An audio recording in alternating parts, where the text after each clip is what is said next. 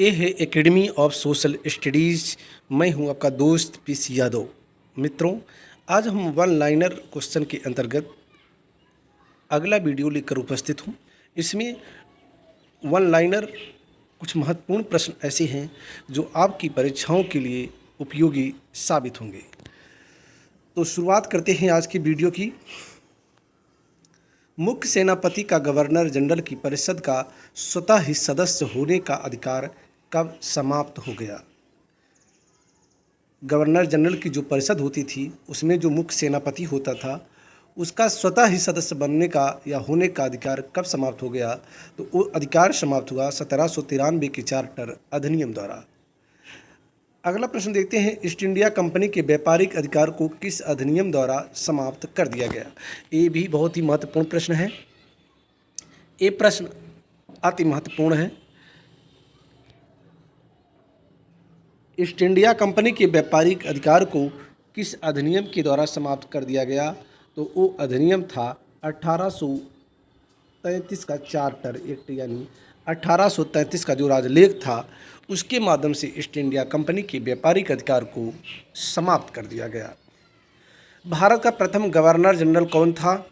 तो भारत का प्रथम गवर्नर जनरल था Lord William Bentinck. Lord William Bentinck Bharat का प्रथम गवर्नर जनरल था। किस अधिनियम द्वारा गवर्नर जनरल की परिषद में विधि सदस्य की नियुक्ति का प्रावधान किया गया? तो वो था 1833 का राजलेख। 1833 के अधिनियम के द्वारा गवर्नर जनरल की परिषद में विधि सदस्य यानी एक विधि सदस्य की नियुक्ति का प्रावधान किया गया। अंग्रेजों को किस अधिनियम के तहत बिना लाइसेंस भारत आने जाने बसने तथा व्यापार करने की स्वतंत्रता प्रदान की गई? तो वो था अधिनियम 1833। 1833 के अधिनियम के तहत अंग्रेजों को अब बिना लाइसेंस भारत आने जाने बसने तथा व्यापार करने की स्वतंत्रता प्रदान की गई। अगला प्रश्न है, सर्वप्रथम भारत में शासन के केंद्रीकरण का प्रयास किस अधिनियम में दिखाई देता है? तो वो है 1833 का राजलेख। 1833 के राजलेख में पहली बार भारत में शासन के केंद्रीकरण का प्रयास किया गया। दास प्रथा को गैर कानूनी किस अधिनियम द्वारा घोषित किया गया? तो दास प्रथा को 1833 के चार्टर अधिनियम द्वारा इसको गैर कानूनी घोषित किया गया। 1843 ईस्वी के नियम 5 से इस पर रोक लगा दी गई। अगला प्रश्न देखते हैं, लॉर्ड मैकाले की अध्यक्षता में प्रथम विधि आयोग का गठन किस अधिनियम के तहत किया गया?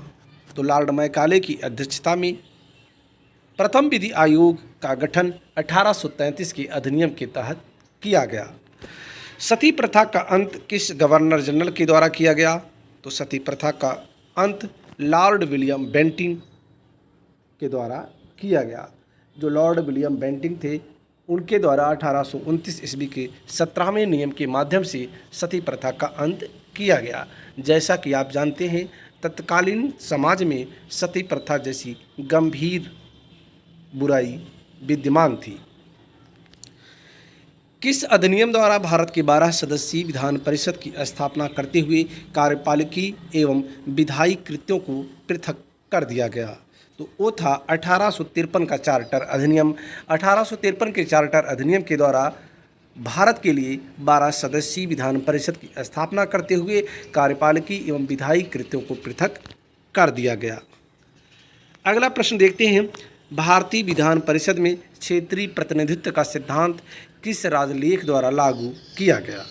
तो भारतीय परिषद में जो भारतीय विधान परिषद थी उसमें क्षेत्रीय प्रतिनिधित्व का सिद्धांत 1853 के राजलेख द्वारा लागू किया गया। बढ़ते हैं अगले प्रश्न की तरफ, विधि सदस्य को कब गवर्नर जनरल की कार्यकारिणी का पूर्ण सदस्य बना दिया गया? तो वो सन था 1853। 1853 में विधि सदस्य को अब गवर्नर जनरल की कार्यकारिणी का पूर्ण सदस्य बना दिया गया। कर्मचारियों की नियुक्ति के लिए प्रतियोगी परीक्षा को आधार किस अधिनियम द्वारा बनाया गया? वो अधिनियम था 1853 का। 1853 के चार्टर अधिनियम के अनुसार कर्मचारियों की नियुक्ति अब प्रतियोगी परीक्षा के आधार पर होगी। बढ़ते हैं अगले प्रश्न की तरफ। तो भारत में कंपनी शासन का अंत किस अधिनियम द्वारा किया गया? तो भारत में कंपनी शासन का अंत 1858 के अधिनियम के द्वारा किया गया। जैसा कि आप जानते हैं 1857 की क्रांति के बाद भारत में 1858 का अधिनियम आता है। उसमें भारत में कंपनी के शासन को ख़त्म कर दिया गया। अब भारतीय शासन को ब्रिटिश गवर्नमेंट, ब्रिटिश सरकार सीधे अपने हाथ में ले लिया। भारत में 1858 में कंपनी शासन के अंत के पश्चात शासन संचालन की शक्ति किस में निहित की गई? तो वो थी भारत परिषद। भारत परिषद में 15 सदस्यीय टीम थी, जिसमें भारत मंत्री या भारत सचिव शामिल था। भारत मंत्री वह मंत्री होता था जो ब्रिटिश कैबिनेट का एक सदस्य होता था और वह इस 15 सदस्यीय का सदस्य होता था। तो 1858 में कंपनी शासन के अंत के पश्चात शासन संचालन की शक्ति भारत परिषद में निहित की गई। भारत परिषद के सदस्यों की नियुक्ति कौन करता था? तो भारत परिषद के सदस्यों की नियुक्ति 8 सदस्य सम्राट द्वारा और 7 बोर्ड के डायरेक्टरों द्वारा नियुक्त होते थे। जो 15 सदस्यीय टीम होती थी भारत परिषद की, उसमें 8 सदस्यों का मनोनयन सीधे सम्राट करता था, 7 बोर्ड के डायरेक्टरों द्वारा नियुक्त होते थे। भारतीय मामलों पर किस अधिनियम द्वारा सीधे ब्रिटिश संसदीय नियंत्रण स्थापित हो गया? तो वो अधिनियम था 1858 का अधिनियम। 1858 के अधिनियम के द्वारा अब भारतीय मामलों पर सीधे ब्रिटिश संसदीय नियंत्रण स्थापित हो गया। पिट्स इंडिया एक्ट 1784 द्वारा स्थापित बोर्ड ऑफ डायरेक्टर्स तथा बोर्ड ऑफ कंट्रोल को किस अधिनियम के द्वारा समाप्त किया गया? तो वो अधिनियम था 1858। आपको मालूम है यहाँ से जो प्रश्न पूछा जा सकता है, प्रश्न पूछा इस प्रकार से जाएगा कि वह कौन सा अधिनियम था जिसके द्वारा बोर्ड ऑफ डायरेक्टर्स या बोर्ड ऑफ कंट्रोल दोनों को समाप्त कर दिया गया? तो वो था 1858 का अधिनियम। यहाँ इस तथ्य को भी ध्यान में रखें कि 1784 पिट्स इंडिया एक्ट के माध्यम से ही बोर्ड ऑफ डायरेक्टर और बोर्ड ऑफ कंट्रोल का गठन किया गया था। बढ़ते हैं अगले प्रश्न की तरफ। किस अधिनियम द्वारा भारत के गवर्नर जनरल का नाम बदलकर वायसराय कर दिया गया? तो वो अधिनियम था 1858। जैसा कि आप जानते हैं इसके पहले गवर्नर जनरल होता था। जब ब्रिटिश गवर्नमेंट ने 1858 में भारतीय शासन को अपने हाथ में ले लिया तो अब वह सम्राट के प्रतिनिधि के तौर पर कार्य करने लगा और वह वायसराय कहा जाने लगा। यानी जब वह कंपनी के अधीन कार्य करता था तो गवर्नर जनरल कहलाता था, अब वह सम्राट के अधीन कार्य करता है तो अब वह वायसराय कहलाने लगा। अगले प्रश्न की तरफ बढ़ते हैं। भारत के शिक्षित वर्ग द्वारा किसे अपने अधिकारों का मैग्ना कार्टा कहा गया? तो वो था 1 नवंबर 1858 की वह घोषणा जिसमें ब्रिटिश महारानी ने एक घोषणा की थी। ब्रिटिश महारानी विक्टोरिया के 1 नवंबर 1858 की घोषणा को भारत के शिक्षित वर्ग द्वारा अपने अधिकारों का मैग्ना कार्टा कहा गया। भारत में प्रतिनिधि शासन की शुरुआत किस अधिनियम द्वारा किया गया? तो भारत में प्रतिनिधि शासन की शुरुआत भारतीय परिषद अधिनियम 1861 के द्वारा किया गया। भारत परिषद अधिनियम 1861 के द्वारा भारत में प्रतिनिधि शासन की शुरुआत की गई।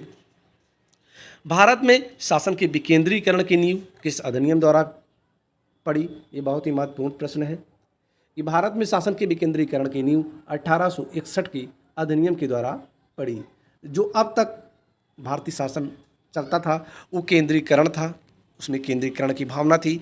अब विकेंद्रीकरण की भावना लाई गई, यानी अब विकेंद्रीकरण की व्यवस्था की गई। भारत के गवर्नर जनरल को अध्यादेश जारी करने की शक्ति किस अधिनियम के तहत दिया गया? ये कई बार प्रश्न पूछा गया है। तो भारत के गवर्नर जनरल को अध्यादेश जारी करने की शक्ति भारतीय परिषद अधिनियम 1861 के तहत दिया गया। भारतीय परिषद अधिनियम 1861 के तहत अब भारत का जो गवर्नर जनरल होता था विषम परिस्थितियों में अध्यादेश भी जारी कर सकता था। अब बढ़ते हैं अगले प्रश्न की तरफ। भारत में विभागीय प्रणाली की शुरुआत किसने किया था?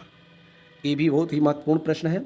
भारत में विभागीय प्रणाली की शुरुआत लॉर्ड कैनिंग ने किया था। लॉर्ड कैनिंग जो वायसराय था उसने भारत में सर्वप्रथम विभागीय प्रणाली की शुरुआत किया। भारत में मंत्रिमंडलीय व्यवस्था के जन्मदाता कौन हैं? तो भारत में मंत्रिमंडलीय व्यवस्था के जन्मदाता वायसराय लॉर्ड कैनिंग हैं। वायसराय लॉर्ड कैनिंग ऐसे प्रथम वायसराय थे जिन्होंने भारत में मंत्रिमंडलीय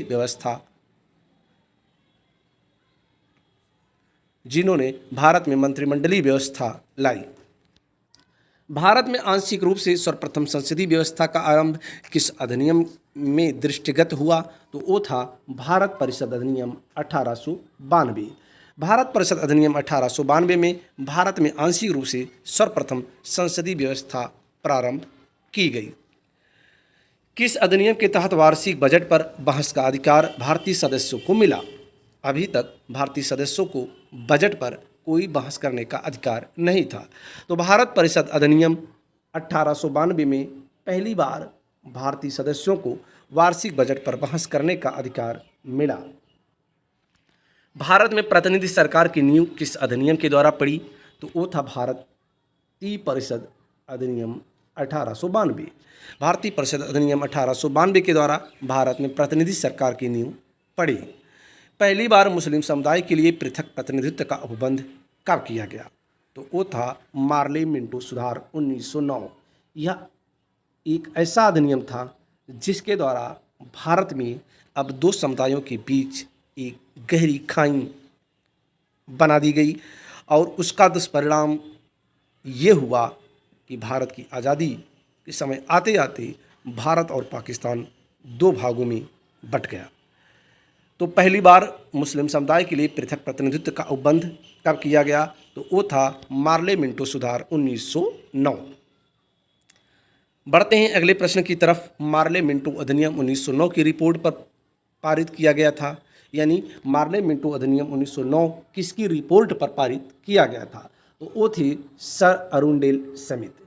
जो सर अरुणडेल समिति थी उसकी रिपोर्ट के आधार पर मार्ले मिंटो अधिनियम पारित किया गया। फूट डालो और राज करो की नीति का पोषक अधिनियम है भारत परिषद अधिनियम 1909। भारत परिषद अधिनियम फूट डालो और राज करो की नीति का पोषक अधिनियम है।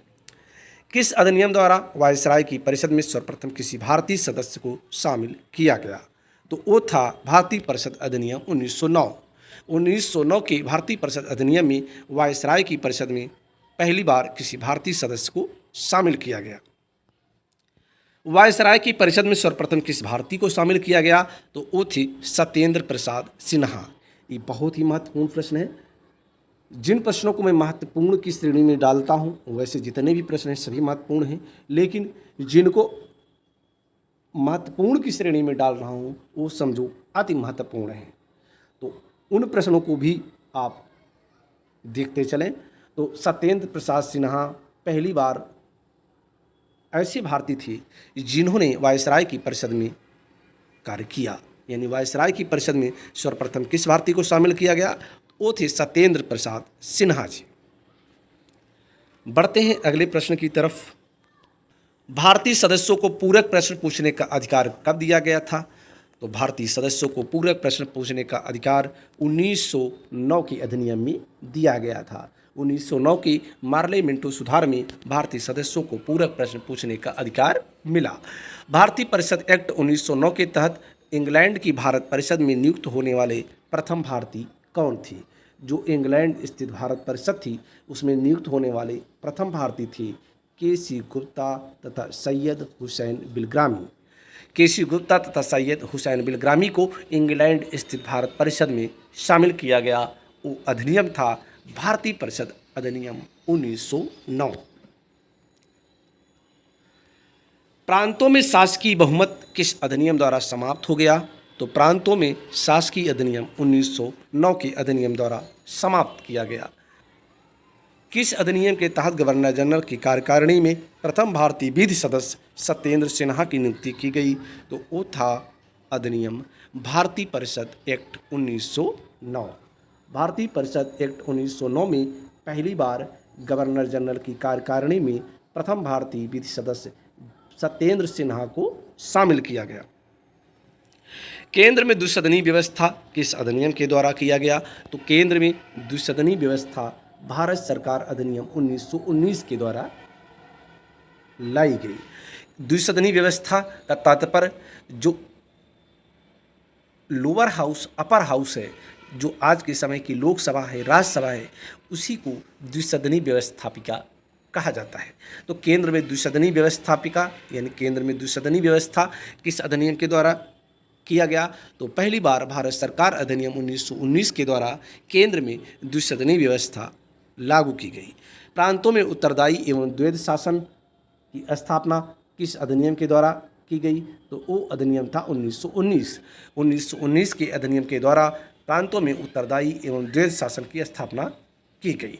इस मामले में अगर देखें तो 1919 का जो अधिनियम था भारतीय शासन के लिहाज से अति महत्वपूर्ण साबित हुआ।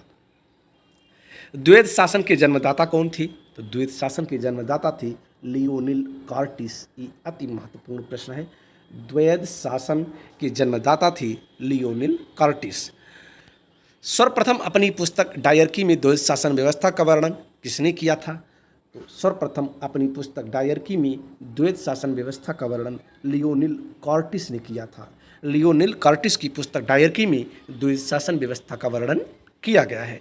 भारत सचिव के कार्यभार को कम करने के लिए हाई कमिश्नर किस अधिनियम द्वारा नियुक्त किया गया? तो भारत परिषद अधिनियम 1919 के द्वारा भारत सचिव के कार्यभार को कम करने के लिए हाई कमिश्नर नियुक्त किया गया। प्रांतों में द्वैध शासन प्रणाली किस एक्ट द्वारा समाप्त किया गया? ये अति महत्वपूर्ण प्रश्न है। प्रांतों में द्वैध शासन प्रणाली 1935 की एक्ट द्वारा समाप्त कर दिया गया। ज्ञातव्य है कि 1919 के अधिनियम के द्वारा भारत में द्वैध शासन प्रणाली लागू की गई और 1935 के अधिनियम के द्वारा प्रांतों में द्वैध शासन प्रणाली को हटा लिया गया। द्वैध शासन प्रणाली की असफलता की जांच समिति का अध्यक्ष कौन था? तो वो थे sir Alexander Muddiman. Sir Alexander Muddiman द्वैध शासन प्रणाली की असफलता की जांच समिति के अध्यक्ष थे। केंद्र एवं प्रांतों में प्रशासनिक शक्ति का विभाजन किस अधिनियम द्वारा किया गया था? तो वो अधिनियम था 1919। 1919 के अधिनियम द्वारा केंद्र एवं प्रांतों में प्रशासनिक शक्ति का विभाजन किया गया। भारत सचिव तथा उसकी परिषद का वेतन भारतीय राजस्व से दिया जाना कब बंद कर दिया गया? तो भारत सचिव तथा उसकी परिषद का वेतन भारतीय राजस्व से 1919 में दिया जाना बंद कर दिया गया। इसके पहले जो भारत सचिव होता था और उसकी परिषद होती थी, उसके वेतन भत्ती भारतीय राजस्व से दिए जाते थे। ब्रिटिश भारत में महिलाओं को सर्वप्रथम मताधिकार कब दिया गया? ये महिलाओं के लिहाज से बहुत ही महत्वपूर्ण वर्ष है 1919। 1919 में पहली बार महिलाओं को सर्वप्रथम मताधिकार प्रदान किया गया।